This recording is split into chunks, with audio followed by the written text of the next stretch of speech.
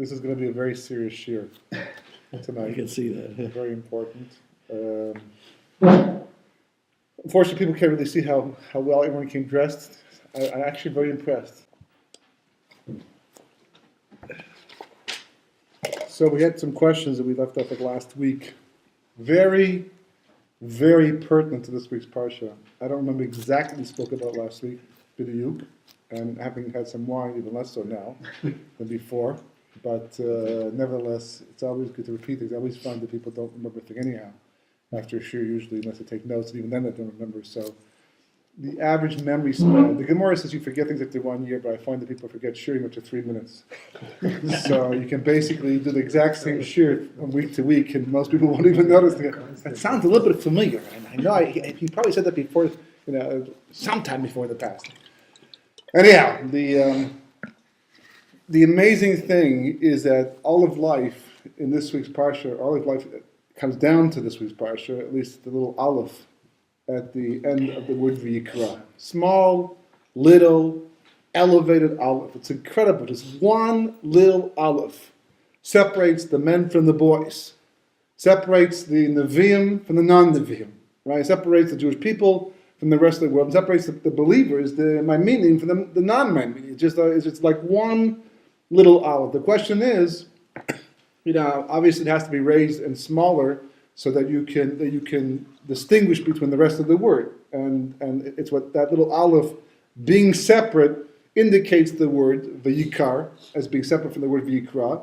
As Rashi explains, Vayikar means from the word mikra, which means accident or happenstance, right? That's the word happenstance. What does it mean? Happenstance, right? Yeah. That coincidence, random and accidents. Non-hashgacha pratis. And it's a lashon of tumah, as Rashi points out, because when a person disconnects himself from HaKadosh Baruch Hu, results in tumah. That's the reality of tumah. When did tumah come into existence? Tumah came into existence when Adam HaRishon brought death into the world. When he made the mistake of eating from the Eitidas Tova Ra, he brought death into the world. That brought tumah. The av tumah is death. It's misa, right? So that's the cause of it. What specifically caused it was the fact that he broke his commitment to Kodesh Baruch Hu. When you break a commitment, you distance yourself from somebody in the relationship.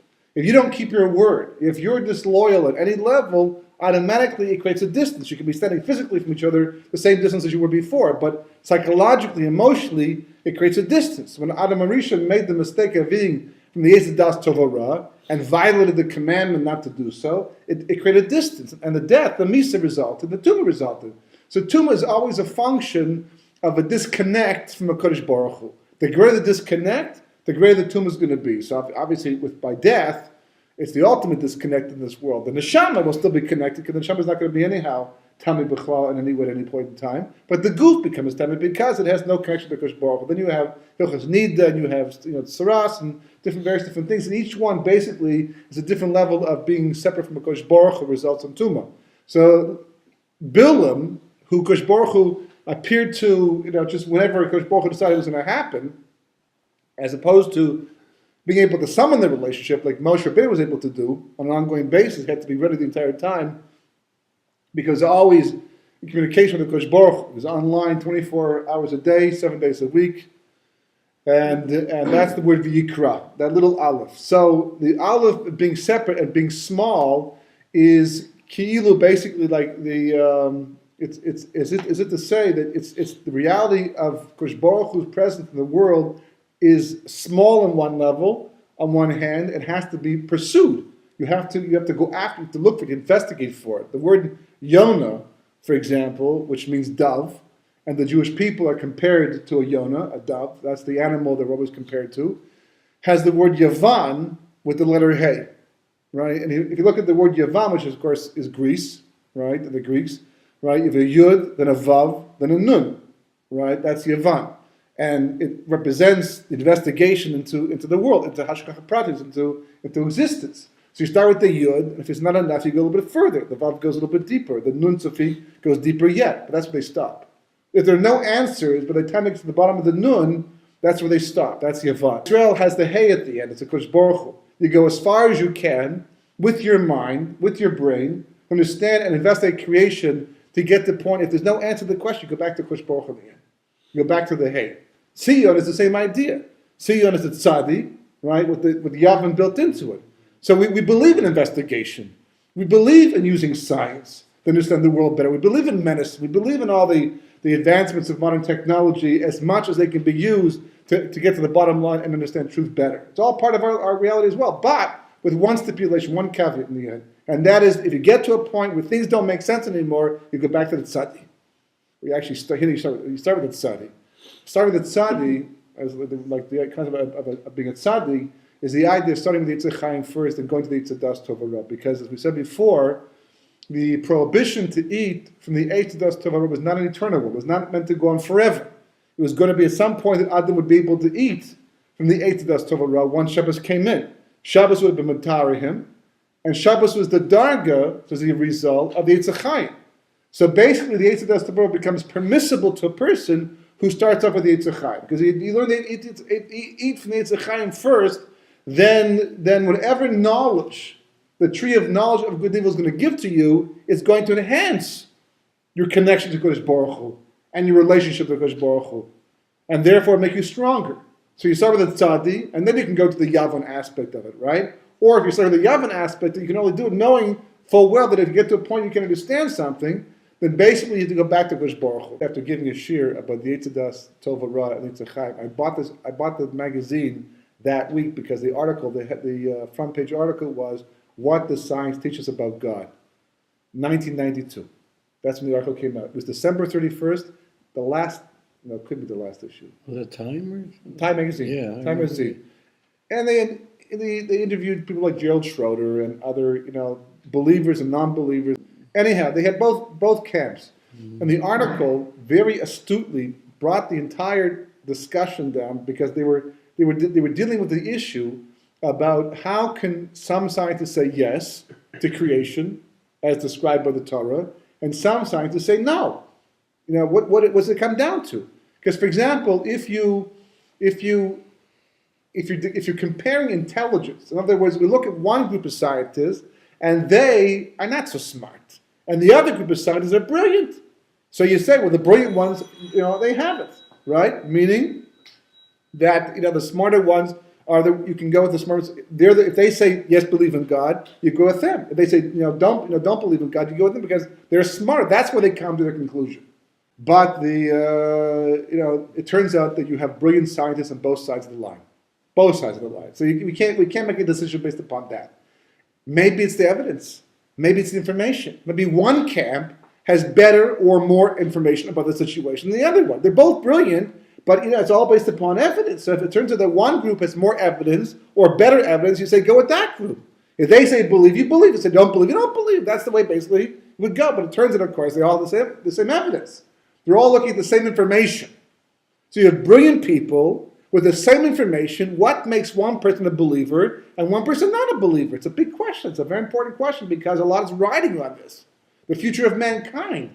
And what he thinks is riding this because if it turns out that God does exist, and he does, right? It turns out that God does exist and you don't believe, that's if, start, Noah, build me an ark. It's like, here it comes, it's going to come again, right? If it turns out that we do believe in God's there, well, that it's going to be happy for everybody in the end. That's the good news. So they asked the question astutely, and they came up with a conclusion. And they said it seems that the fundamental difference between the two camps is whether you're only looking at the details or the big picture. That's where I got the difficult, right? Mm-hmm. Either the details, if you're looking at just the details themselves, right? Then basically it's like looking at different strands of a tapestry. You walk close up to a tapestry on the wall, you look right into it, and you just see red strands and blue strands and green strands and yellow strands basically, but no picture, no rhyme and reason. Like why are they all connected like that? But if you step back, says the article, and you look at the big picture, you take into view everything, every last aspect of it, a pattern begins to emerge. That's the key word, pattern. Pattern is always important, design. These are the key words over here. A pattern begins to emerge that suggests something divine about the way the world was made. And that's the whole thing. Whether you're a detailed person or you are a a big picture person, a small picture person versus a big picture person. That was the whole distinction the article made, and it blew me away. Comes down to their eyesight. Yeah, it blew me away. Why? Because basically that's exactly the distinction between the Eitzadas Tova Ra and the Eitzachayim. The Eitzadas Tova Ra is the details of life. Torah Shebal Peh is compared to the Eitzadas Tova Ra. Right? Memtes Panim the Tahara, Memtes Panim the Tuma, it's all basically rooted in Torah Shebal Peh. The whole concept of the Eitzadas Tova Ra is just basically how the world works.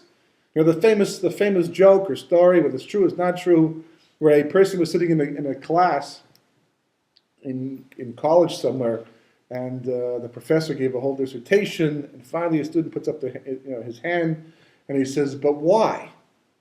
So the professor assumes that he didn't quite catch the class. So he goes over some of the details and explains a few more things here and there to make himself clearer. So finally the student says, no, but why is it like that? So the professor finally chapped. He realized what the question was being asked. Fine, we can technically break it all down and say, this does this, and that does this, and this runs like that, and take the whole car apart and see how the engine functions. But at the end of the day, why does it function like that? What makes it work like that we can actually get combustion and make the car go? It's an amazing thing when you see how an engine works. It blows me away. We just get into a car, turn the ignition, and we drive. And there's little things that boom, boom, boom, boom, boom, boom, boom the entire time. There's a spark going, and the cylinders, and it's creating little minor explosions inside the car to get the energy, the power, and you just drive. And it's amazing. But why should things combust? Why does oil combust? Says Rechini Mendoza's daughter. Right? Is there a difference between vinegar and oil? Not really. That's just the way Kosh Baruch Hu made the world.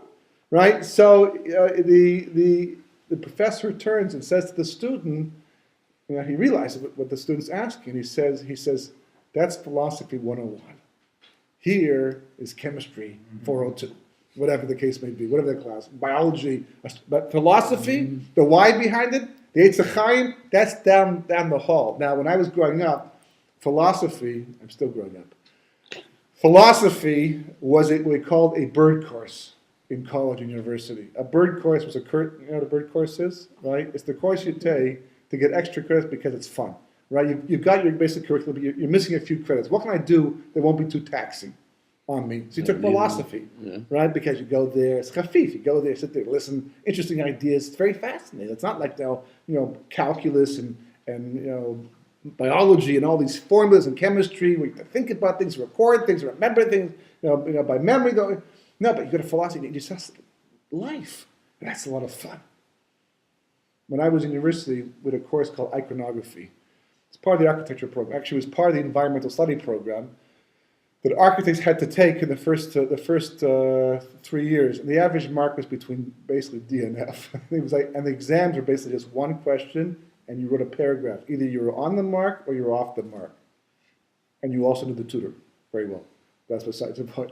But it was one of the most incredibly fascinating courses that probably changed the lives of a lot of people in the end. Because the question basically just dealt with why are we here and what are we supposed to do now that we are. It was not a religious course. It wasn't meant to be. The professor more than likely wasn't religious at all. But it was dealing with the philosophical aspect. It was the most difficult course in the end because it was so hard to get a good mark. But it was the most fascinating course because basically it dealt with what life is all about. But people don't want to know sometimes because with that knowledge comes one very important thing: responsibility. Knowledge is responsibility. Specific responsibility. It's responsibility that makes you have to become a partner with the Kodesh Baruch Hu in the fulfillment of Ma'aseh Bereshis on whatever level you can. If you understand what life is about and what you're doing here, you have to then take a role in performing whatever mankind is supposed to be for the sake of achieving the master plan of a Kodesh Baruch Hu. People don't want to deal with that reality. They want to have fun instead. They want to, as we learned from the French, eat, drink, and be merry because tomorrow's Purim. But that is also, it's all wrapped up in the Aleph. That's why it's an Aleph specifically, because Aleph is always an allusion to Kodesh Baruch Hu. It's always an allusion to Neshama. And basically what the Vayikra is saying is everything that Purim is saying. So all the exact same message, And even though you can rehash it and go over and over and over and over again, the bottom line is that Purim, for the most part, people don't exactly understand what we're doing, why we do what we do in the end. You're supposed to get intoxicated specifically with wine. You can drink other things. The halacha is, you can have other things, but the mitzvah specifically is with wine because all the miracles took place with the wine. And the question is, what is at the basis of this? What's the bottom line to all of it, to all of life? What makes a person reach the level of Vayikra as opposed to the level of Vayikar? Because as much as Rashi says Vayikar applies to the Bilims of history, and Vayikra applies to the Moshe Rabbeinu's of history, and we're all saying to ourselves, dressed up as Jews, chefs, Jewish chefs, right? Jewish fundraisers, right? Lots of them, right? That we'd like to believe that Vayikra applies to us. But we're like a television set with a bad signal. There's times you can see something. There's times you can't. Depends upon the signal. There's times that we're living in the world of Vayikra. On Yom Kippur, for example, we reach the Madrega of Vayikra. On Shabbos, maybe sometimes we get the Madrega of Vayikra. And times we exhibit bitachon emunah. We take big strides to be connected to Kosh Baruch Hu. It's Vayikra. Other times when we're panicking, it's Vayikar. We're not having bitachon emunah. We're losing our temper. We're doing things that Torah says not to do. As a person who believes that Kosh Baruch Hu walks with Hashem, that's the level of Vayikar. We fluctuate back and forth. Moshe Rabbeinu was unique in as much as he was able to maintain it on an ongoing basis. Not many people can do that. Tzaddikim do it the majority of the time. That's what makes them tzaddikim. Maybe just a little bit more the majority of the time. The Gemara talks about a tzaddik as being a person who has one more schus than he has chovos, right? He's just like the balance just slightly tipped in favor. We're all going, wow, that includes me. Mm-hmm. First look at the cheshbon, right? The things that we don't take into account, the Shemayim takes into account, and then we'll find out later on. But at least it tells you that's what defines a tzaddik. Somebody basically who's Vayikra most of the time. So the whole battle in life, the whole question put to the Jew, that we put to ourselves, that Purim is putting to us, and was putting to us because that's what the whole Mishnah was about. Achashverosh was trying to bring us down to the level of Vayikra. That's what Amalek does, right? Parashas Zachor, right in advance of Purim. Amalek's whole thing is Safek. The Gematria of Amalek is Safek because Amalek creates Safek in Hashgacha Pratis. And Safek and Hashgacha Pratis doesn't always mean I don't believe in God. It means I believe in God, but most of the time, and on this level, and I believe in God up until I balance my bank book. Right past then, I'm in a whole different territory, a whole different realm. At what point do I feel like Kosh Baruch Hu has abandoned me? And does he even abandon me in the end? It's a very, very important and precise message. A very precise message behind the whole concept of the drinking of the wine of Purim itself.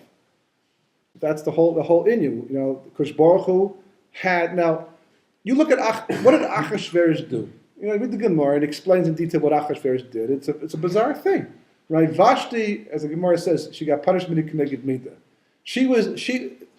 Achashverosh was drunk. Had he not been drunk, he would probably not have done what he did, right? And that's why he regrets it the next day. He has the morning after syndrome. He realized that he made a big mistake, right? And he feels bad about it because he liked Vashti to some degree. It was his queen, his wife, and it was a terrible way for her demise. She was beautiful until she grew the tail, the pimples and all that. But that's besides the point. That's also about the Shkacha Pratis. But besides that, she was perfectly beautiful, 100%. Right? He loved his wife. She was a source of his power, really.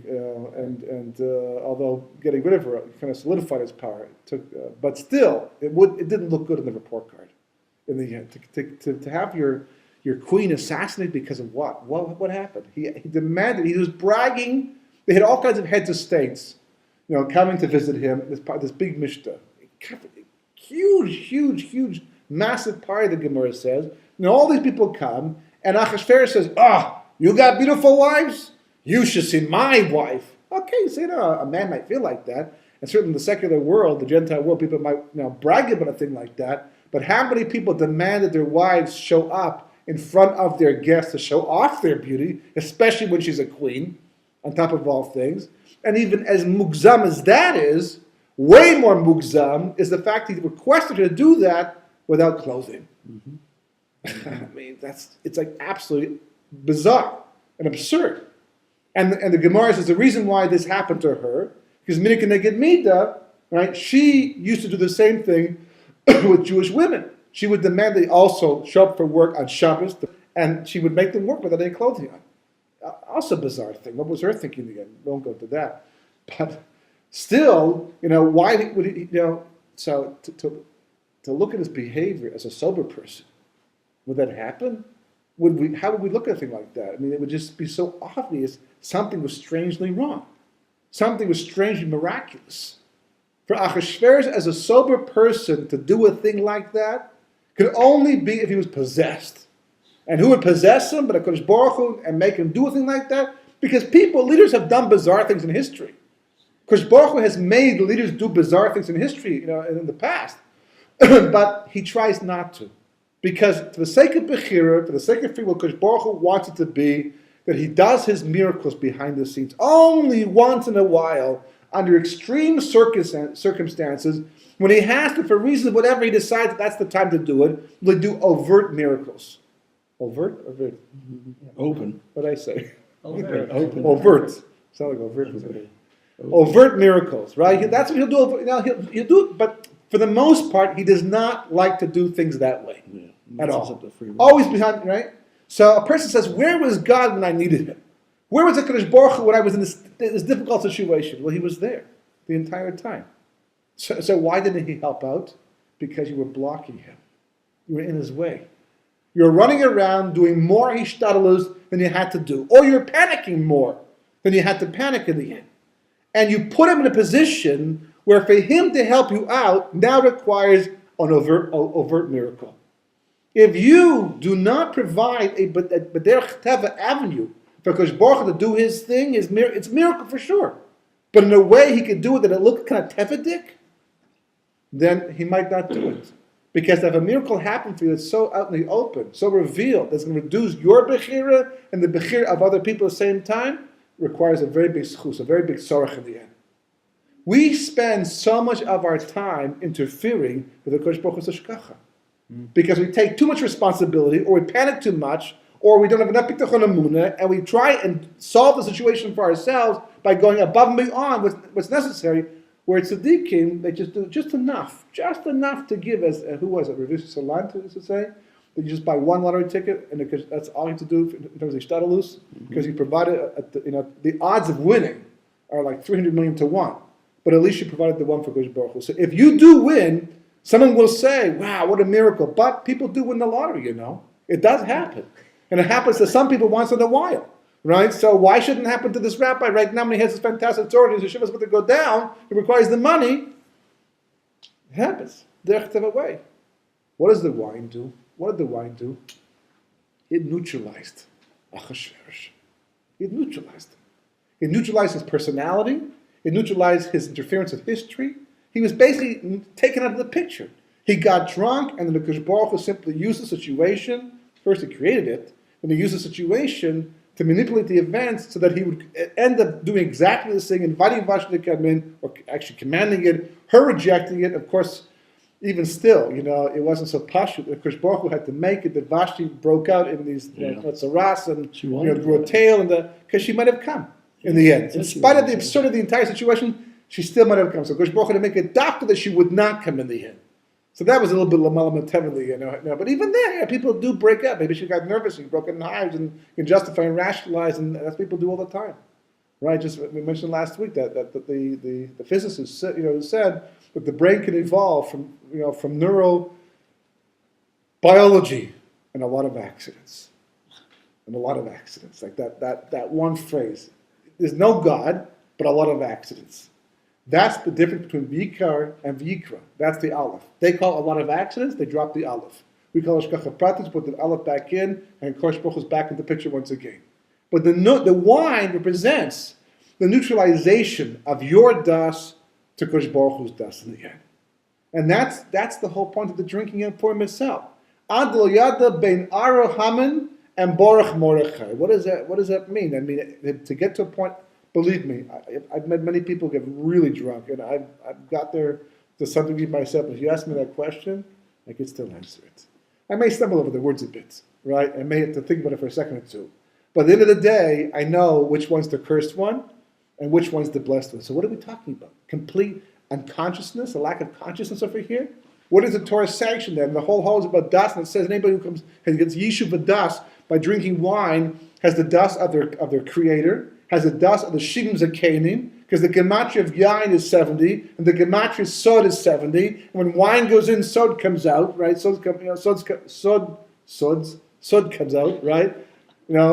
That's the ultimate das in the end. That's the ultimate das, the ultimate clarity, the ultimate vision, the ultimate connection. So it's so confusing.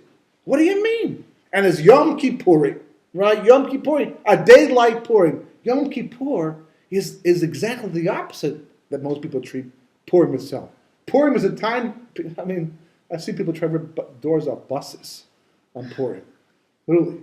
What about doors? Ripping a door off a bus. Ripping a door. Well, they were drunk. They couldn't do it. They just thought they could do it. It's like people go, do the exact opposite.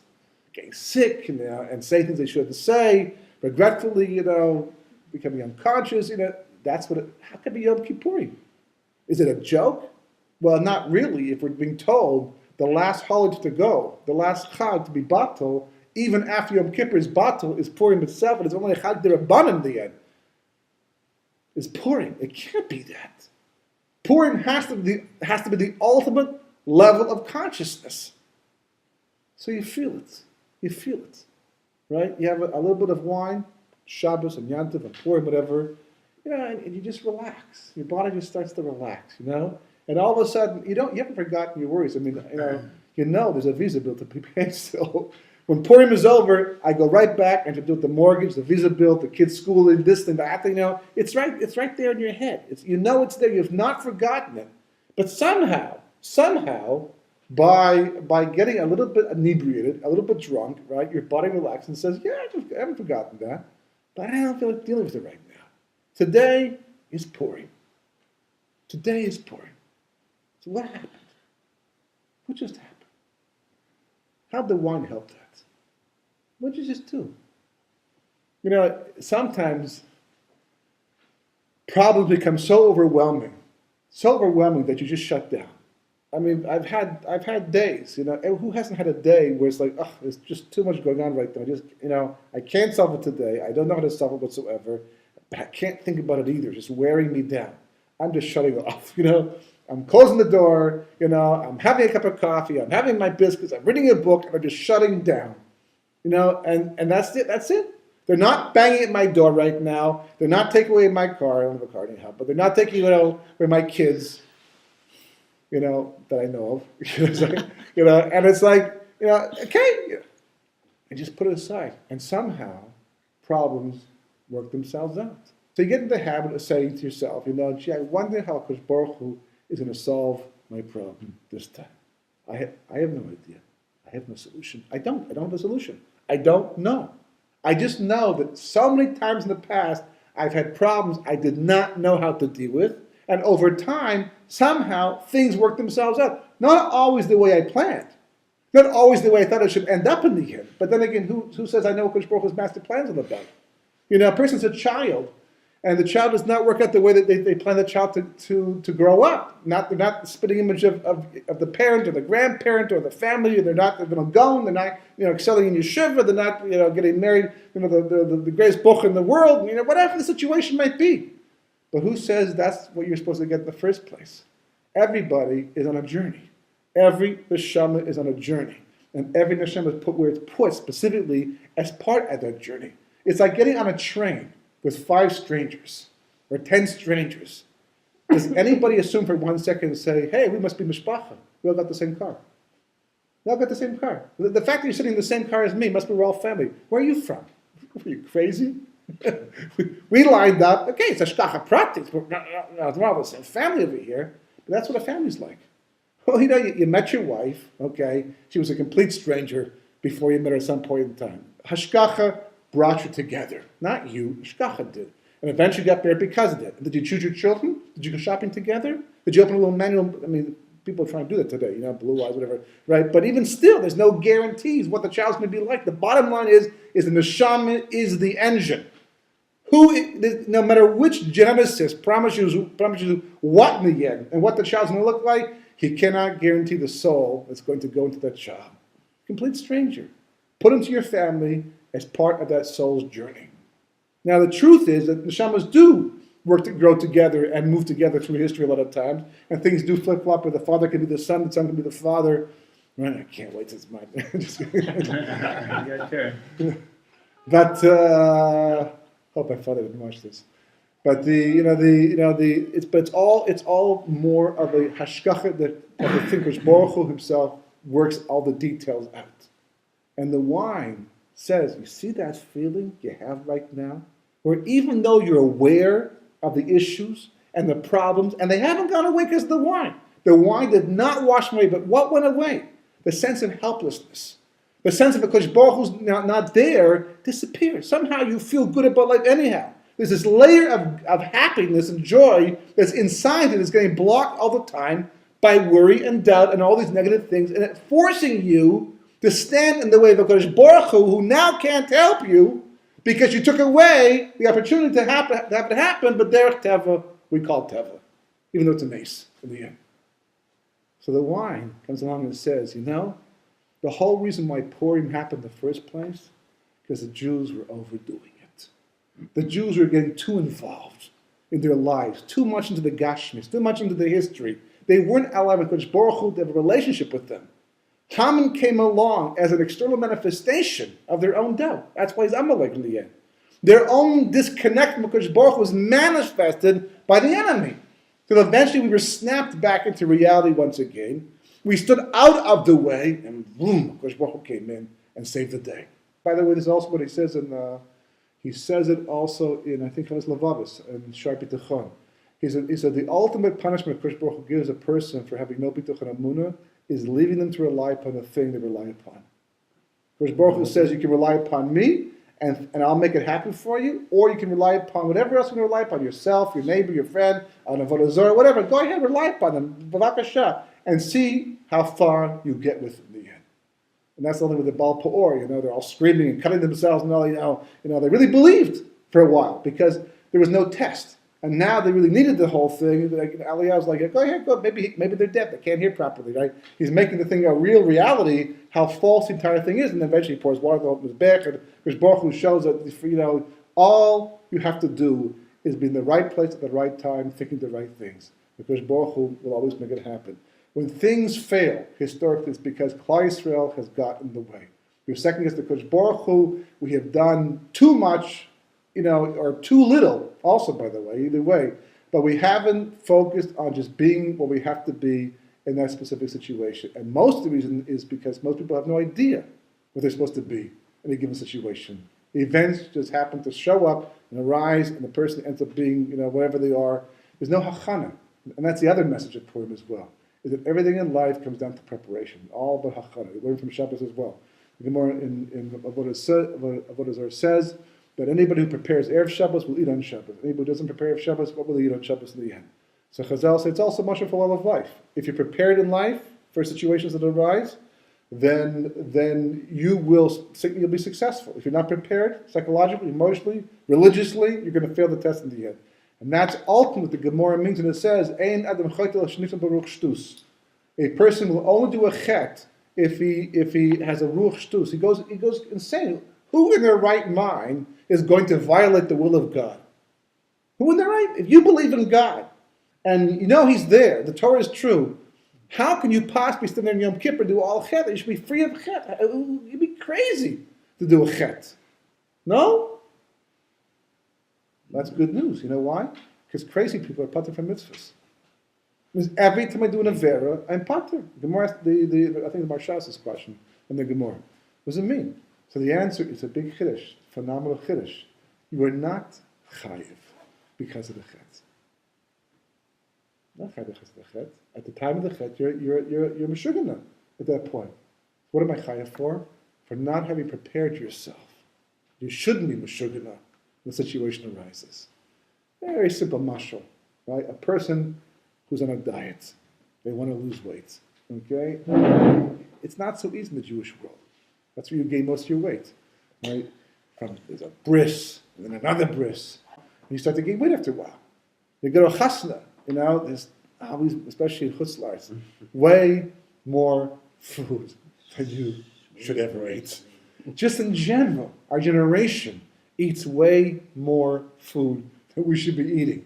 Shabbos after Shabbos after Shabbos. Now, if a person wants to go to diet, it's almost helpless. It's like you have to totally change your eating habits in the end.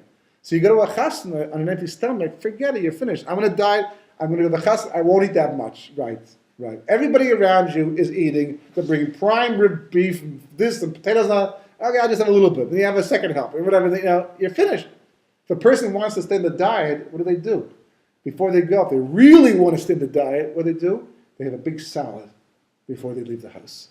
And they fill themselves up. Because even though you go there and it looks, wow, it smells great, looks good, the appetite isn't there. You've killed it. You crushed the appetite. No appetite is far more control. The vis-a-vis doesn't have, what to battle you with in the end. The same is true about life. If you're prepared for what's coming up, with the situation, you anticipate the situation. That's what Yiddishkeit's all about, anticipation. But that's what Mordechai was all about.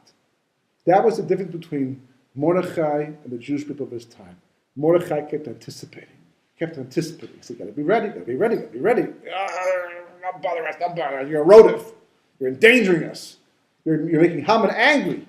You don't want to kill all of us now because of you. He had a din of Rodov for a while, right? And then, of course, he was right.